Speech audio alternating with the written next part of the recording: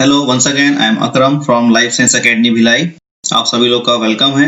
और जो लोग पहली बार अगर वीडियो मेरे देख रहे हैं, जो न्यू हैं, अगर ज्वाइन किए हैं अभी चैनल को, तो उन लोगों के लिए बता दूं कि नीचे डिस्क्रिप्शन बॉक्स में पुराने जितने भी वीडियोस हैं उसके मैंने लिंक ऑलरेडी रखे हुए हैं, तो आप लोग वहां से वीडियोस को देख सकते हैं। तो अब तक हम लोगों ने इकोलॉजी, मॉडर्न इकोलॉजी के पार्ट 8 देखे। अब हम पार्ट 9 पे जाएंगे। आज हमारा जो मेन टॉपिक है आर एंड के सिलेक्शन स्ट्रेटजीज जो रहती हैं और कीस्टोन स्पीसीज, बहुत ही इंपॉर्टेंट कॉन्सेप्ट है आज के, तो ध्यान से पढ़िए, समझिए, से क्वेश्चन काफी ज्यादा आते रहते हैं। तो स्टार्ट करते हैं। पिछला क्वेश्चन जो मैंने वीडियो में दिया था पार्ट 8 में, तो क्वेश्चन था the birth rate B and the death rate D of the two species 1 and 2 in relation to population density n। तो क्वेश्चन ये बोल रहा है कि दो स्पीसीज हैं जिसमें कि बर्थ रेट और डेथ रेट के बारे में बताया है 1 and 2 स्पीसीज का, और उनका रिलेशन बताया है पॉपुलेशन डेंसिटी से। Are shown in the graph, तो ये ग्राफ में हमको दिया हुआ है। ग्राफ हमने लास्ट टाइम डिस्कस किया था जिसमें कि लो और हाई, यहाँ पर डेथ या बर्थ रेट है वाई एक्सिस पे, और एक्स एक्सिस पे हम ले रहे हैं ओवरऑल जो पॉपुलेशन डेंसिटी है। तो अब दो ग्राफ हम देखते हैं, पहले ग्राफ को समझते हैं, फिर क्या पूछा है उसको समझेंगे। तो ग्राफ में हम देख रहे हैं कि पॉपुलेशन जो बी की शो कर रहा है बर्थ रेट, इसमें कोई भी चेंजेस नहीं आ रहा है, मतलब ये कांस्टेंट है। तो डेंसिटी बढ़ने के साथ में इसमें चेंजेस नहीं आएंगे, तो ये क्या हो जाएगा, डेंसिटी इंडिपेंडेंट हो जाएगा।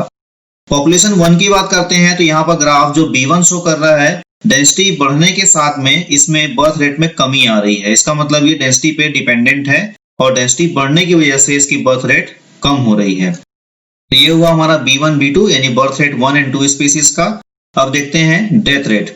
तो डेथ रेट 1 and 2 दोनों के देख रहे हैं कि डेंसिटी बढ़ने के साथ में लगातार बढ़ रही है, लेकिन जब D1 और D2 कंपेयर करते हैं तो D1 में देखिए बहुत ही तेजी से थोड़ी डेंसिटी बढ़ी और डेथ रेट बहुत तेजी से बढ़ गया, मतलब इस पे अफेक्शन ज्यादा आ रहा है डेंसिटी का एज कंपेयर टू D2 यानी स्पीसीज 2 की डेथ रेट पे।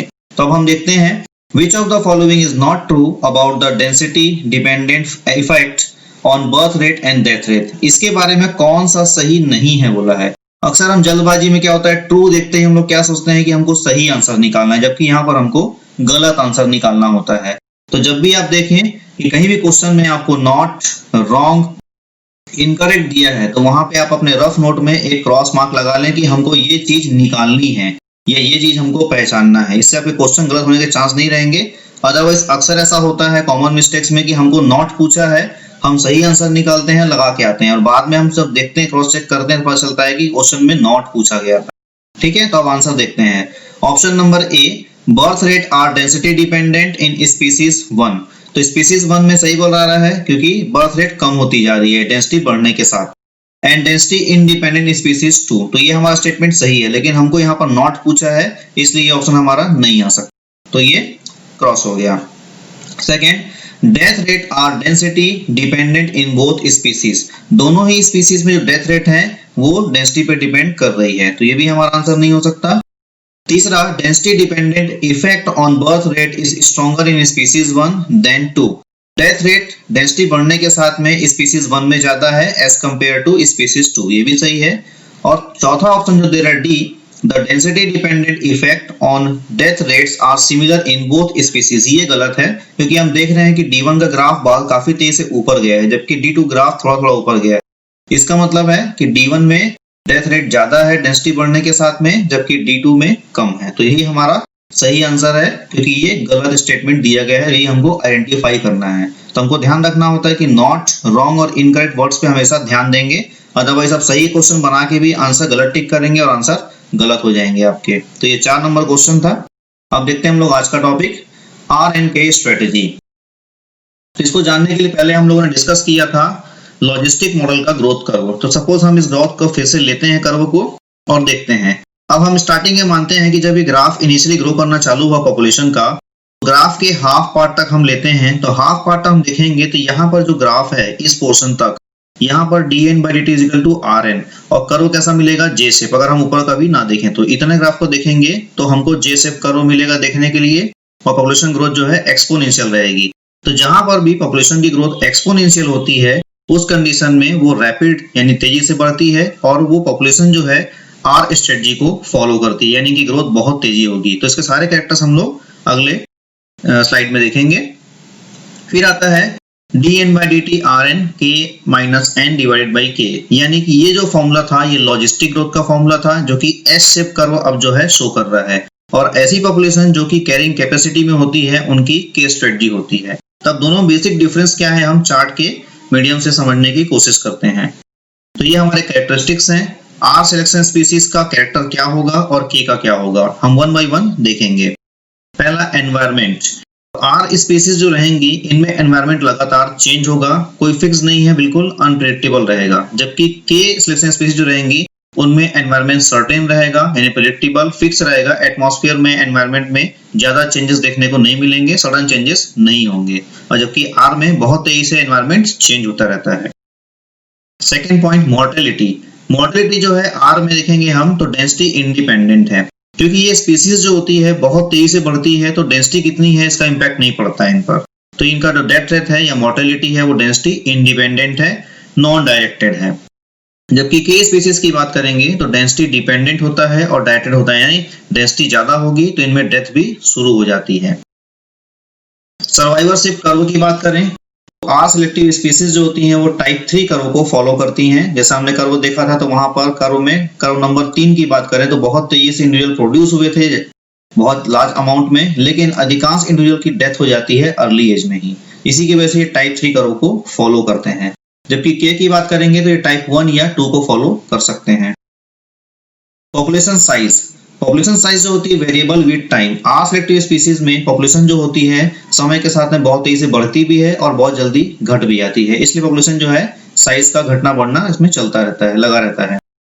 जबकि के की बात करें तो के सिलेक्टिव स्पीसीज में कांस्टेंट रहती है, पॉपुलेशन में बहुत ज्यादा चेंज हमको देखने को नहीं मिलता। आर सिलेक्शन स्पीसीज जो होती है हमेशा नॉन इक्विलिब्रियम पे होंगी, मींस कोई इनका फिक्स पॉइंट नहीं होगा, पॉपुलेशन कितनी ज्यादा बढ़ जाएगी कितने तक घट जाएगी कोई इसका फिक्स जो क्राइटेरिया है वो नहीं होता है। जबकि के की बात करेंगे तो यहाँ पर जो स्पीसीज हैं जो हमने पिछले ग्राफ में भी देखा कि इनकी जो पॉपुलेशन रहती है वो इक्विलिब्रियम पॉइंट पे होती है। Next below carrying capacity. क्योंकि यहाँ पर कोई फिक्स इक्विलिब्रियम नहीं है तो हमेशा इनका जो कैरिंग कैपेसिटी रहेगा उनकी पॉपुलेशन कैरिंग कैपेसिटी से हमेशा कम ही रहती है, और इसी वजह से बहुत तेजी से ये ग्रो कर पाते हैं। जबकि के सिलेक्टिव स्पीसीज जो होती हैं या तो ये नियर या तो लगभग कैरिंग कैपेसिटी पे हमको देखने को मिलेंगे। Selection favours. Selection favours means कौन सा टाइप का सिलेक्शन फेवर करता है, तो आर सिलेक्शन के लिए रैपिड या इनका फास्ट डेवलपमेंट होता है। जबकि के सिलेक्टिव की बात करेंगे तो जिनका सिलेक्शन है वो स्लो होता है या डेवलपमेंट जो होता है इनका स्लो होता है। Increase rate.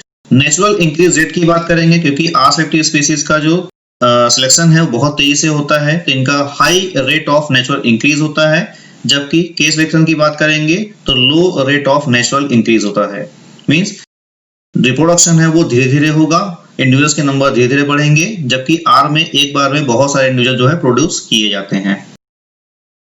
रिप्रोडक्शन जो होगा अर्ली एज में, क्योंकि आर सिलेक्टिव स्पीसीज जो होती हैं इनका ओवरऑल लाइफ टाइम जो होता है बहुत ही शॉर्ट होता है, और शॉर्ट होने की वजह से ही इनमें रिप्रोडक्शन अर्ली एज में होगा और एक बार में ही ढेर सारे इंडिविजुअल प्रोड्यूस किए जाएंगे।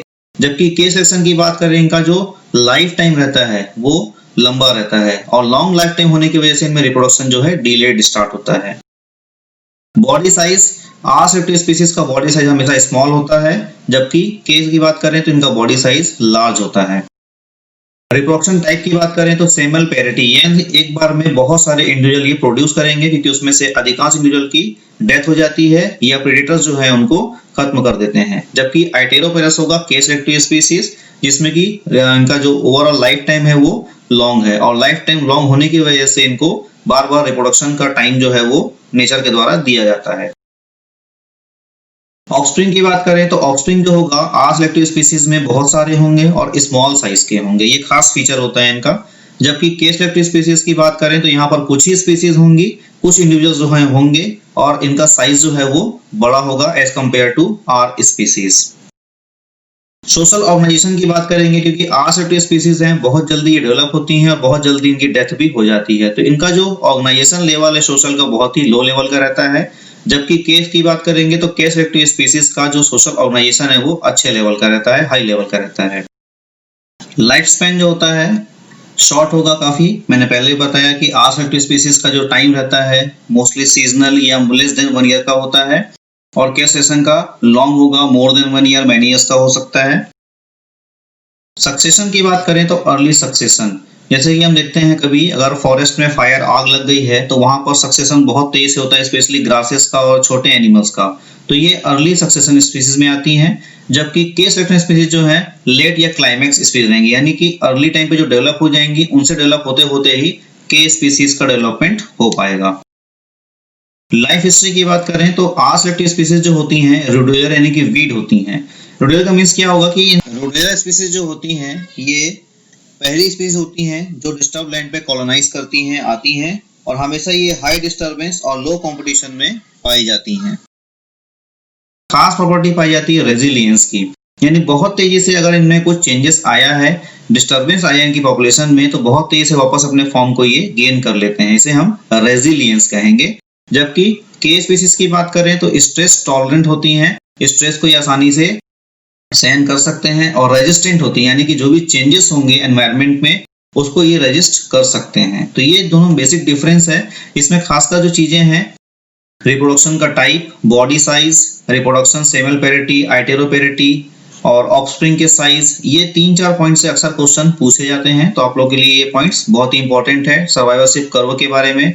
और इस टेबल से आप देखेंगे पुराने क्वेश्चंस तो बहुत सारे क्वेश्चन आपको मिल भी जाएंगे जो पूछे गए हैं, तो आप ध्यान से इसको पढ़िए और समझिए। फिर बात करते हैं बायोटिक कम्युनिटी, ये हम पहले भी डिस्कस कर चुके हैं। बायोटिक कम्युनिटी जो बायोटा होता है ये ग्रुप ऑफ ऑर्गेनिज्म है जो कि आपस में साथ रह रहे हैं किसी भी एनवायरनमेंट में और इंटरेक्ट कर रहे हैं। तो ओवरऑल बात करें बायोटिक कम्युनिटी जो होता है वो एबायोटिक और बायोटिक दोनों फैक्टर्स को मिलाकर ही इकोसिस्टम को बनाने का काम करते हैं। फिर फीचर्स की बात करें, बहुत सारे फीचर हो सकते हैं। कुछ खास feature, community represents living component, क्योंकि हम बायोटिक की बात कर रहे हैं तो बायोटिक कम्युनिटी जो होती है वो लिविंग ऑर्गेनिज्म से मिलकर बनी होती है, तो ये एक लिविंग कंपोनेंट को रिप्रेजेंट करेगी। साथ ही साथ ये ग्रुप ऑफ ऑर्गेनिज्म हो सकता है जो कि आपस में फूड चेन के थ्रू इंटर रिलेटेड है। जैसे हमने फूड चेन पढ़ा था, उसमें हमने grassland ecosystem, grassland food chain, terrestrial food chain, अलग अलग फूड चेन पढ़ी थी। तो वो ऑर्गेनिज्म एक दूसरे से फूड चेन्स के थ्रू कनेक्टेड हो सकते हैं, और कोई भी इसका साइज फिक्स नहीं होता है, कितना भी बड़ा साइज इसका हो सकता है। Next topic ecotone. इकोटोन बहुत ही इंपॉर्टेंट है, छोटा टॉपिक है लेकिन अच्छा कॉन्सेप्ट है ये। Ecotone is an area that set an boundary transition between the two system. तो इकोटोन होता क्या है, किसी भी एक एरिया की बाउंड्री होगी या एक सिस्टम जो इकोसिस्टम जहां पे एंड हो रहा है और दूसरा जहां पर स्टार्ट हो रहा है, तो उसके बीच का जो जोन रहेगा मिक्स जोन को हम कहेंगे इकोटोन। एक कॉमन एग्जांपल जो कि मार्शलैंड हमने पढ़ा था पहले भी, तो अभी मैं इसको पिक में दिखाऊंगा। इकोटोन जो होता है बहुत ही इंपॉर्टेंट होता है क्योंकि ये ट्रांजिशन जोन है। अब ट्रांजिशन जोन है मींस वहां पर जो वेजिटेशन है वहां पर भी डिफरेंस मिलेगा और वेजिटेशन के टाइप ज्यादा देखने को मिलेंगे। जब वेजिटेशन ज्यादा होगा तो वहां पर फौना के साथ में, फ्लोरा के साथ में जो फौना यानी कि जो एनिमल्स हैं उनकी जो नंबर्स हैं, डाइवर्सिटी है, वो भी हमको ज्यादा देखने को मिलेगी। तो फ्लोरा की वजह से, प्लांट्स की वजह से ओवरऑल जो एनिमल की डाइवर्सिटी है वो भी हमको ज्यादा देखने को मिलती है, इसलिए इनका बहुत ज्यादा इंपॉर्टेंस होता है।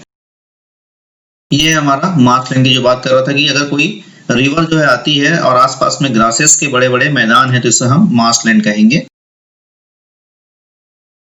अब ये एक डायग्राम से हम समझते हैं कि एग्जैक्टली इकोटोन क्या होता है। सपोज हम बात करें कि कोई फॉरेस्ट का सिस्टम है और बीच से कहीं कोई रिवर जो है इसको पास कर रही है, गुजर रही है।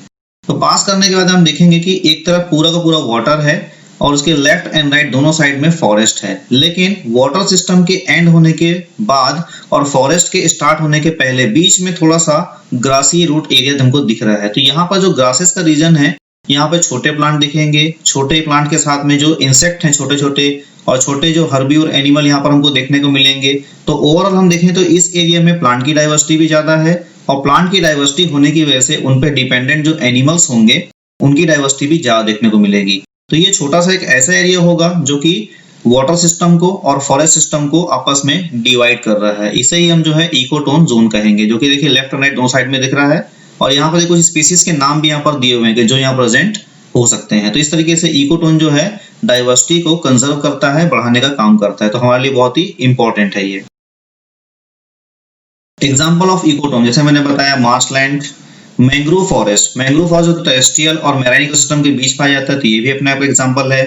ग्रासलैंड भी हो सकता है, एस्चुरीज हो सकती हैं जहां पे सॉल्ट वाटर और फ्रेश वाटर के बीच का कॉम्बिनेशन देखने को मिलता है। उसके अलावा माउंटेन, क्योंकि माउंटेन में हम बात करेंगे तो एक तरफ जो होता है कोल्ड क्लाइमेट शुरू होता है और उसके पहले जो है नॉर्मल क्लाइमेट रहता है, तो यहाँ पे क्लाइमेटिक चेंज की वजह से भी एक बाउंड्री सेट हो जाती है। तो ये इसके एग्जांपल्स हो सकते हैं।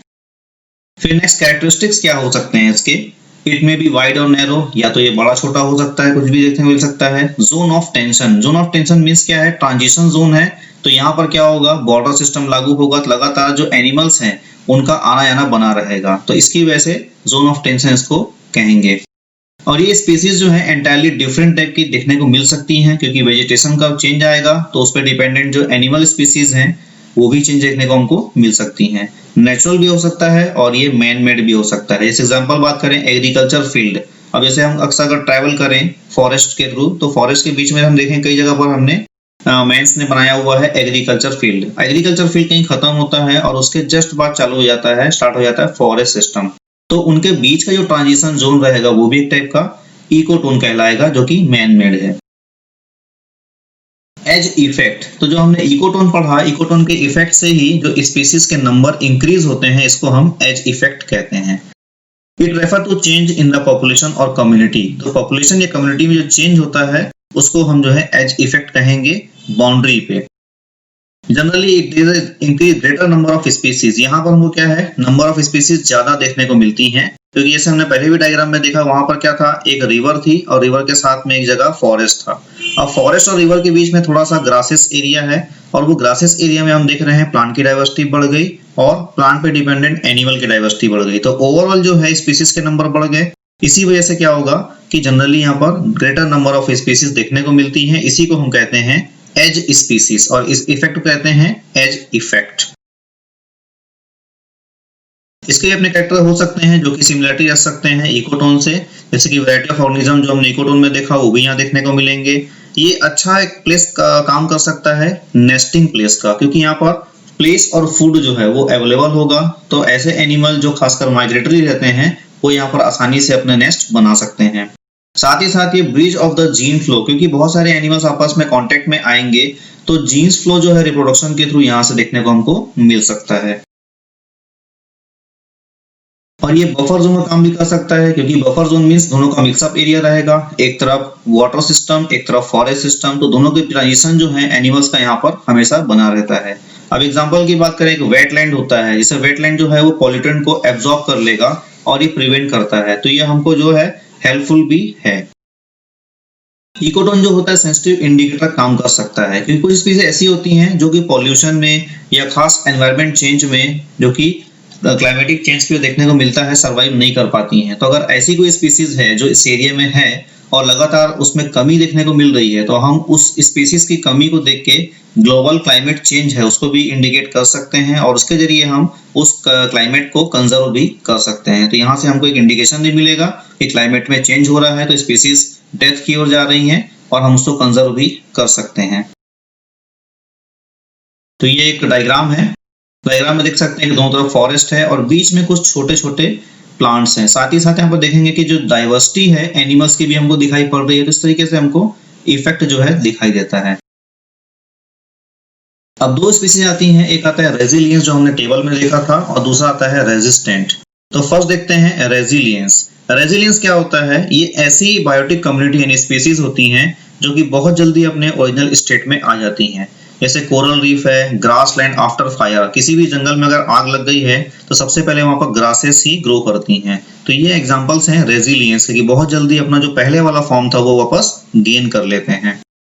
जबकि रेजिस्टेंस की बात करेंगे तो टाइप ऑफ बायोटिक कम्युनिटी जो कि चेंज को अवॉइड करते हैं, आसानी से वो चेंज अपने आप में नहीं होने देंगे, एनवायरमेंट की वजह से उसको वो लगातार रेजिस्ट करते रहेंगे। तो जो हायर ऑर्गेनिज्म होते हैं प्लांट्स या एनिमल के, उनमें हमको देखने को मिलेगा रेजिस्टेंट।